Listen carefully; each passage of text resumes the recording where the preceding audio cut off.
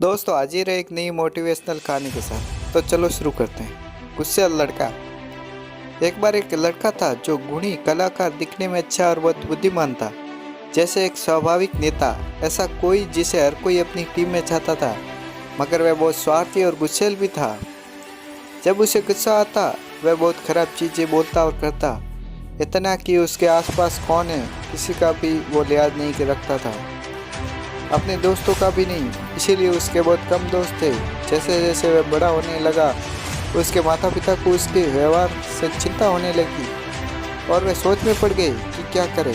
आखिरकार उसके पिता को एक तरकीब सूझी और उन्होंने अपने बेटों से एक सौदा किया।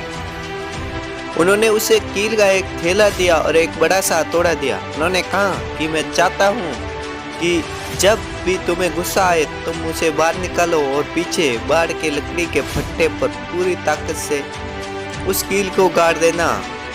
दोस्तों, वे मोटी लकड़ी के फट्टे मौसम की मार जल जल कर लोहे से सख्त हो चुके थे और हथौड़ा भारी था, इसलिए ये काम इतना आसान नहीं था जितना लगता था।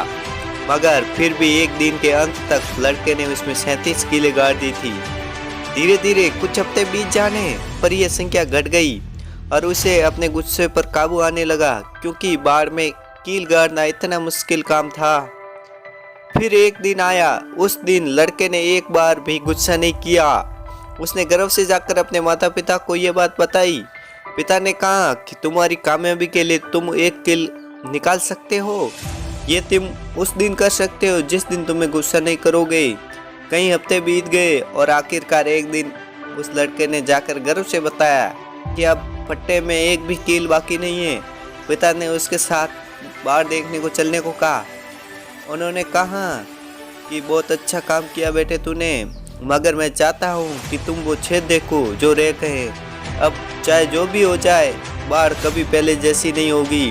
गुस्से में कई और करी गई बातें भी ऐसे ही निशान छोड़ जाती हैं और दाग हमेशा रह जाते हैं। अब तुम कितनी भी दफ़ा माफ़ी मांगो, कितनी भी 20 साल बीत जाए, दाग रह ही जाते हैं।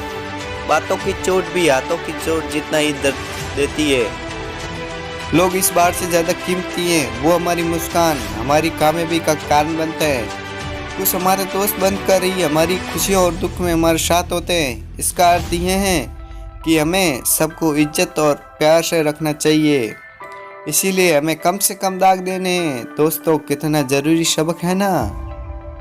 एक और बात जो हम सबको बार बार याद रखनी चाहिए, सबको कभी ना कभी गुस्सा आता है। तब असली इम्तिहान वह है जो कि हम उसका क्या करते हैं। अगर हम समझदार हैं तो हम अपना समय पुल बनाने में लगाएंगे, ना कि बाढ़।